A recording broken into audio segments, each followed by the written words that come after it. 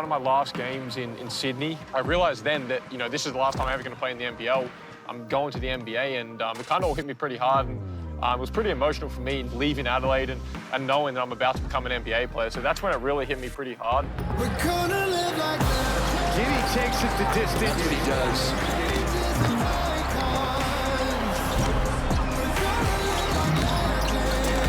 Giddey tries to get a running start. Nice move. The great thing about Josh is he's always going to be that jovial kid from Melbourne. No amount of fame or money is going to change him, which is why he's going to be a special one. None of this seems to faze him. You know, it's almost like he's been preparing for this his whole life. You know, I got off the jet and we got escorted to the arena, came in, there was cameras everywhere. So from that point on, I knew that the life I was living was going to change. The NBL, what it did for Josh was so invaluable. Forget X's and O's, forget the basketball side of things. It prepared him to be a pro. There it is. And there's Josh the young Giddey highlight, the first one of many. That's why he hit the ground running. That's why he didn't need an adjustment period in the NBA. He was completely equipped to deal with everything that it threw at him. I think for me, just being able to play against grown men from such a young age really, you know, benefited me and accelerated my development. And that was one of the reasons I decided to stay home opposed to go to college. Giddey takes it to the hole. There it is. Thank you! No, rejected from Giddey. Great block by the young fella. So for the most part, my pathway was pretty similar to a lot of kids now, and it's good to know that, you know, I can inspire and hopefully motivate these kids that, you know, if you don't make the teams you want to, like I didn't, that there's still hope and there's still, you know, light at the end of the tunnel for where you want to be. It's a talented next star group. I think Mo King, who's one of my boys that I grew up playing with, and Ousmane and Hugo Besson with the Breakers, two really talented French kids, and Luke Travers, another one, Australian kid. I think he's got a really bright future, definitely an NBA future ahead of him. It's a special group of not just next stars, but, you know, young Australians coming through the NBL. Harvey King's first points of the game. Besson from outside the arc. Travers, a big knockdown for the Wildcats. This time Ousmane Dieng at the other end makes it work. Right now, in advance of the upcoming NBA draft, these guys are playing really well. All the American eyes on the NBL. The question was, who was going to be the next Josh Giddey? So many new names to look forward to, but the two that stood out for me were Ousmane Dieng and Hugo Besson. This year's crop of next stars is pretty exciting. Wave of European talent that we haven't seen come through the NBL before, and I'm really excited by what's on offer. Ousmane Dieng, I reckon he's a potential lottery pick. He's almost certainly a first-round pick. Punches it out to Dieng's first shot of the night. It goes down. NBL was the best option for me. When they offered me the Next Star program, it took me a few games to feel comfortable, but I was still confident. I really worked with the coach, Dan Shamir and Modi Maurer, on my defense. Well, the offer rejected. Terrific work at the defense. You talk to all 30 NBA teams all the time. They are watching. See what the 18-year-old can do here. That's what he can do. People are already discussing. We have, obviously, Ousmane Dieng, who is, for a few years, already considered a very interesting prospect for a lot of teams. I've been watching him in the national FIBA competitions, and also Hugo, who just evolved all of a sudden a year ago. Besson's got one-on-one, and that is a delightfully beautiful move by this young French superstar. He was not even on any French national team of the juniors, never. And last year, he had an amazing season in Pro B, the French second division, which is a good league. And he led the league in scoring. So people started eyeing him too. My name is Hugo Besson. I'm 20, I'm from France. My father was a professional basketball player, so I've always been in the gym for all my life. My grandfather was pro too. That's really familiar basketball. Yeah, I think the class of 22 for the next stars is a very good one again. We've got a couple of great French kids that I think will absolutely make the top ranks of the draft. We've got a few others from around Europe and Australia, so we're very confident we'll have a couple of other kids that'll make the NBA, and that's our job as part of the Next Star program, to help them succeed and fulfill their dreams. I personally believe Ousmane will be lottery. He's that good. The toughest thing, playing on the road his whole season here, as well as Hugo Besson. And I think mentally you would rather go through a tough phase at a young age in your career so to prepare you later. And I think they both got better and the skies are the limit. The sky's the limit for both of them.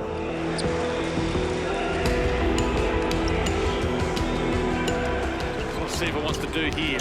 Mr. Assists does it again. Hugo Besson giving it some thought. Step back three, big arc. Oh boy, he is a star. Hugo Besson. Dieng. Besto in his grill and still pops it in. It's the ball on the string. He's doing a lot of workouts with that. Again, Besson hammered, but he's a star. Wetzel goes to work with the hook. Phenomenal. Besson was the game-leading scorer with 17. They just had a whole bunch of contributors and were able to get the job done.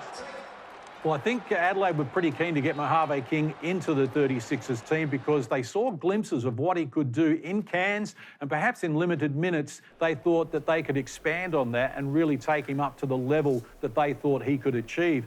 Well, the other bonus for Mojave King was having an agent like Daniel Moldovan. He gets the job done. He's going to get the best for his players, and promoting Australian talent, no one does it better.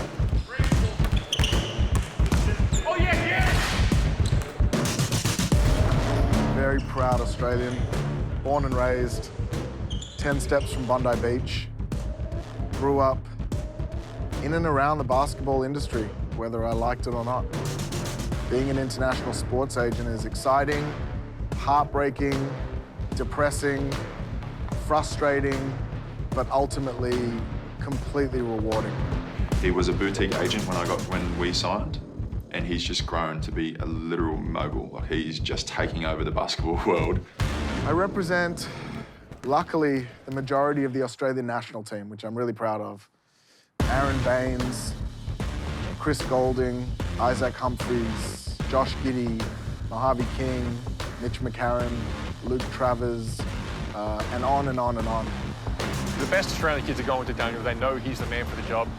He's put guys in the NBA for a long time now, and Daniel can only do so much. A lot of it rests on the players' shoulders and how they perform and things like that. But bright future of Australian basketball, and they're going to have pretty bright careers ahead of them.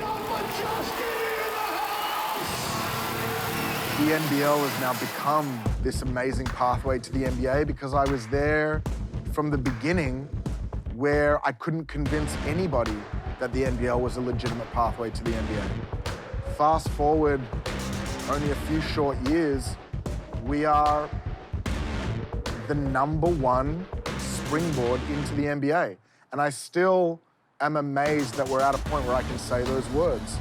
I used to have to beg, plead, scrap, and claw to get Americans to consider the NBL. I'm at a point now where I've got big-name NBA players and multiple EuroLeague All-Stars hitting me up, begging me to find a way to get them into the NBL.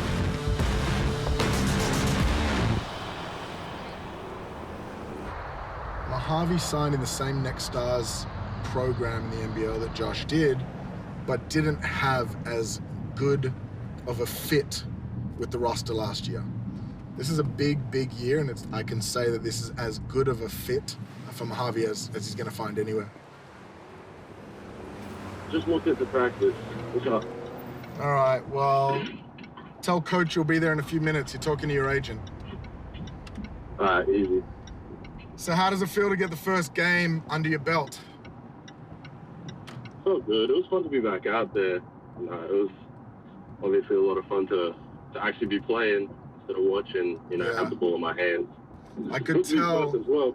I could tell by your facial expressions that it was a relief to know that turn the ball over or miss a shot, you're not getting yanked, and that CJ really trusts you and he's going to give you plenty of rope, and that's exactly what you need, right? Yeah, for sure. We're going to reach our goals this year, all right? But it starts on the defensive end of the floor. And I know CJ well enough. I represented CJ 20 years ago. I know that if you play defense this year, you clean the glass, he's going to give you all the rope that you want to need on the offensive end of the floor. Yeah, I think having a guy like Dan in your corner is just, invaluable. Someone who's always going to fight to get your way, and just make sure you're never hard done by. Having someone like that, working for you or working with you is just amazing. All right, my boy, go back to practice. Say hi to Isaac for me. Say hi to Mitch, and I'll give you a call tomorrow. I obviously had a lot to do with him in his earlier days, probably when we were 15, 16, 17. Obviously, we're at the NBA Academy together, and I love his game. Always loved playing with him. He's a knockdown shooter. He's a supreme athlete. Does a lot of things that you want on a basketball court, and I think his future is only going to get better and better as he progresses. It's the back of a hot second half. Backdoor Mojave King. There he is, the young fella. Mo's going to thrive on Adelaide, and it's a new environment, fresh start for him, so I think he's really going to thrive in that. The guys I have around him, play with a guy like Mitch McCarron would be awesome for Mo. You get out and run. Mitch is a heavily pass-first point guard, so we'll set Mo up and get him a lot of looks. Mojave King lets it fly. Shooting it with confidence. His game is evolving, and while he didn't play a whole lot in Cairns at the start of the year, he got to show glimpses, and we're seeing glimpses. The kid is special, and he's going to be really good. Oh, look, you'd like to achieve both those. Sending players to the NBA obviously reflects very well on the franchise, but they're here to win championships, the 36ers, and things just haven't gone their way in the last few years with the revolving door of coaches.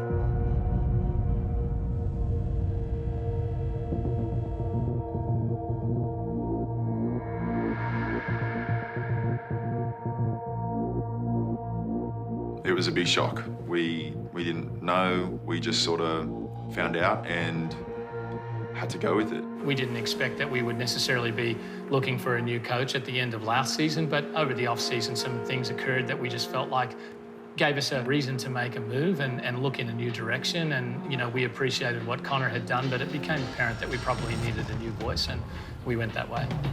I'm super excited. This is a dream come true. I guess when you start as a former player and a kid in a candy store wiping floors and wanted to be, I think from a player to being a professional to finally getting to represent my country to be able to now become the head coach of the Adelaide 36ers. I think this is a great fit for everybody involved. Double teamed by Harper. Still a long way from the hoop. Shot clock down to 7. Bruton gets to the baseline. He rings 2 off the Sport can be ruthless. I know the outside world is, can you do it? Or is he the guy? Is he not that guy? I know what I've done up to this date, and I believe in myself. I always have. I can say the runs on the board from a junior age till now, but what does that mean going forward? It's about the now, today, tomorrow, in this group, and impact their families, our community, my club. When I think of where we're at, and the very first day that I talked to all you guys on about what I've been on about mostly, is about being a pro. That all comes about, for me, the word pride is what stands above everything. That pride comes with every day when you put on a jersey, the passion that comes from within. When you wear that jersey, the 36ers jersey, when you walk out on the court, that passion, that pride, and you being a pro, showing up every day dedicated to your job to give your best. It's going to be a close one. Flip a coin. Peter Hooley. I think the Sixers will get on the board in a close one. And away we go. Hustle! Humphries slips to the ring. Nice pass. Play for DJ, get him on the block so he can work on Jack. Steindl. Great way to move off the ball. One of the best. As King says, right back at you. Gotta get the ball leveled off in transition. We're fighting. Too easy.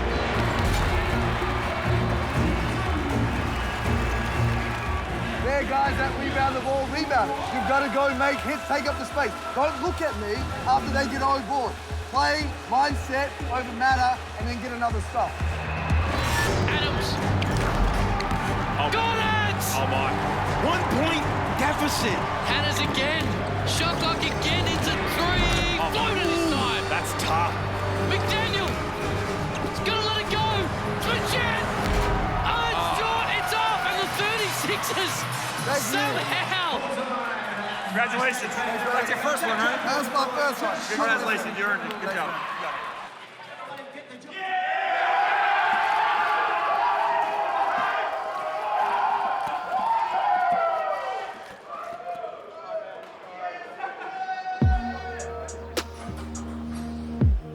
Look, it's been a disappointing season for Mo, which is evident in the lack of minutes that he's getting.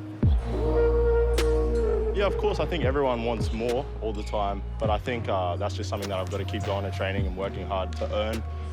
And then when I go on the floor, I am confident. I feel like I probably am one of the better players out here, so you know, I think that's just the mindset that I always have whenever I'm on the floor. I think I'm just going to be better than whoever's in front of me. Have you guaranteed him like a certain amount of minutes, maybe? Oh, I've got that question quite a bit, but no, I haven't. And I won't guarantee any of that. I think when you do that, you compromise your team's success. I'm not happy unless he's playing the minutes that Josh Giddey played, because Mo is every bit as talented, and you know, yes, I'm biased, yes, I'm his agent, but I know what he could do in 25 minutes a game. You know, there's times where, you know, Daniel's reaching out to me about different things and blasts me for not playing. Didn't play Mo one game, or he didn't play as many minutes. It's like, call me. You want to know? I'll show you the video. King reels it in again. That pass misses the target. I mean, agents have a tough job, right? And I get it. It's to get a kid across the line right now in today's game is very tough. I think everyone expects when we're kid 20 years old, like he's not Kobe Bryant when he's 20. To put pressure on a kid like that at that age it's not fair. I think it was a great learning experience. You know, only my second year pro as well, so you know, it's great to learn these lessons early. I feel like just getting more experience playing against pros, learning from guys like McCarron, DJ, who have been doing it for so long. You know, I feel like obviously you're gonna learn and develop playing with those guys every day. Every day is a chance for you to own who Mojave King can be in the NBA, and everyone's watching. You know, at this point, he's on the draft board. You know, that's nervous in itself when you're not even drafted. Truthfully, with full transparency, I don't think Adelaide is going to be where Mo plays next season. If there's not cohesion and not great belief from the coaching staff in a player, it's the agent's job to find another place for that player to spread his wings and give him the best chance to be drafted the following year.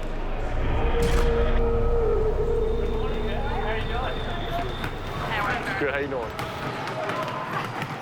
What's going on?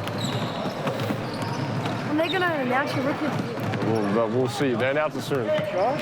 I'm always going to want to, you know, give back to those kids back home and, you know, try help them and, you know, inspire the next generation of kids coming through, because when I was their age, I always used to look up to the guys that were in the NBA, you know, the guys in the NBL. So to be in the position I am now, to be able to give back and have the platform that I do, that's something I'm always going to do, you know, during the off seasons. NBL? You know, this guy's pretty hard, Mitch Creek. You know, Bryce Cotton, he's good. Yeah, who else? What we do know after Josh Giddey's rookie season is that the NBA loves what the NBL does. When Luke Travers was thrust into the spotlight and had to start making shots and making plays when the Wildcats had their injury problems, I think a lot of people, well, the eyebrows were going up because they knew that Luke Travers was a talent, but we didn't know how big a talent he could be. He is an NBA quality player, and I'm sure we're going to see him playing the show at some stage. I think, yeah, just knowing that it's capable of doing. You know, Josh did it last year in the NBL and then sort of all transferred over to the NBA, which gives you confidence for sure and sort of makes you learn that you can do it as well. Luke's, you know, ever since he was a junior, I never played against him at a national championships, but I used to watch him and he was always the man for his WA team. He was, you know, arguably the best player in the country for his age group and, you know, dominated the under-17 world champs. And I watched him for a fair bit. And, you know, when he signed with Perth, I knew, you know, he was going to have a bright future in front of him, and he's a really talented kid. You and Giddey even share the same agent. Yeah, he's pretty cool. I think, yeah, pretty good at his job for sure. So he's always, talking to you and stuff, communicating pretty well. So, yeah, I can go to him for anything. So Luke's not going to get drafted on his potential to be a 20-point-per-game scorer in the NBA. I'm trying to encourage him to make an impact on every single play in some way, shape, or form. His fingerprints should be on every play. It's a slow process with Luke because he's naturally an understated, quiet, shy guy, but I do see flashes of him coming out of his shell. Yeah, there's definitely things that, you know, he hears about what I need to work on and stuff like that, so he sort of, you know, gets in my ear about that sort of things. teams are making more phone calls now about Luke as we're getting closer to him coming over here to America to prepare for the draft. So it tells me that he's on the right track. Yeah, that's a dream, you know. Yeah, to know that it can sort of come true is, yeah, it's pretty cool. Yeah, look, everyone loves Luke. The mullet is flowing each and every home game. All the players and all the people around in basketball said this kid's going to be something special. Took him a little bit of time, but I reckon in the off-season, before this season came in, he grew in confidence. He knew that he was bound for the NBA. Yeah, everyone sort of, you know, talks about NBA and stuff like that, but try not to get too caught up with it. Right now, just focusing on, yeah, sort of playing a big role in a team that's going to win a championship. So that's the main focus right now. As we're set to go at the Adelaide Entertainment Centre, Travers. A lot of scouts in Australia right now to have a look at the next stars, and Luke Travers would be coming under the scrutiny. Danny Mills, the general manager of the Wildcats, said how exciting it is for Perth to have Luke Travers be able to nurture a potential NBA prospect. Be part of the journey for Luke Travers. 9-0 start for the Wildcats in the first 90 seconds of the game. Here he is. Travers got Johnson in the air. Soto met him at the summit and fouls. Oh, dear. There's Bryce. Oh. Successful offensive rebound. Johnson blocked by Travers. Travers, nice take. Real nice take off the dribble. Just showing the confidence. Travers, a big knockdown for the Wildcats. Steps up and makes a huge one for the Wildcats. They come out today and give Adelaide the business on their home floor, 92-73. There's always murmurings when the Adelaide 36ers aren't achieving and if they've got a losing record, because it's just unacceptable here in Adelaide. They're used to winning. They're used to being one of the powerhouses of the NBL. Yes, they finished with a losing record, but they won 4 of their last 5 games, and it could have been 5 in a row that they finished in style with. So that showed to me that what CJ Bruton was building here in Adelaide, well, that was being accepted by the players and they were going to run with it. Yeah, well, it's his first year as a coach. If you had said to me, and I remember interviewing him in here at 5AA, CJ, how exciting. Oh, I've been waiting for this opportunity. It's fantastic. Well, I said, well, okay, here's what's going to happen. If I had said this before a ball went up in the air, Isaac Humphrey's going to go. You're going to have injuries. You're going to be in and out of COVID protocols. Some of your team are going to get sick. You're not going to have any continuity. Players are going to miss games. And probably in the fixture, you're probably going to have about 4 or 5 games where they're all together. Good luck with that. I always want us to win. On the floor. You know, I want us to be first to the floor. I mean, every coach will tell you they want you to grab every rebound and make every shot, and that's not reality. But give ourselves every chance to be successful so we can be. And this club will stand up.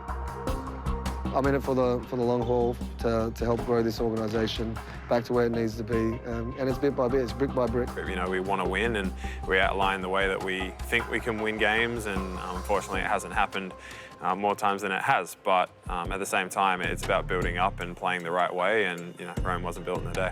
The NBL is a fiercely fought comp. They don't hand you championships. You've got to get every part of your business right. Now, have the 36ers got every part of their business right? Probably not. They'd be the first to say that. But when they do, they'll get it right and they'll win a championship because they don't hand them out.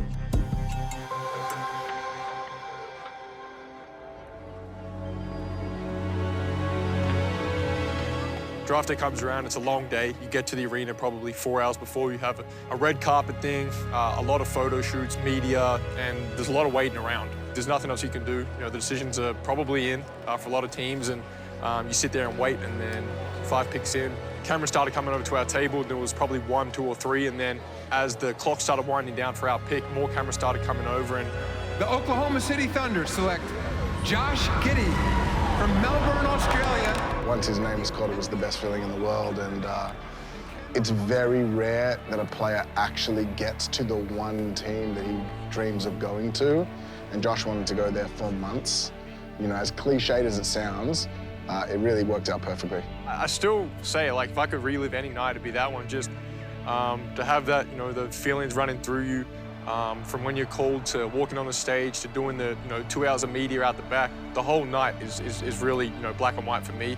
Walking up on stage, it feels like it's so dark and there's nothing else around you, and you're just walking up, you take the hat, shake his hand, and it all happens so quick. Welcome to the 2022 NBA Draft at Barclays Center.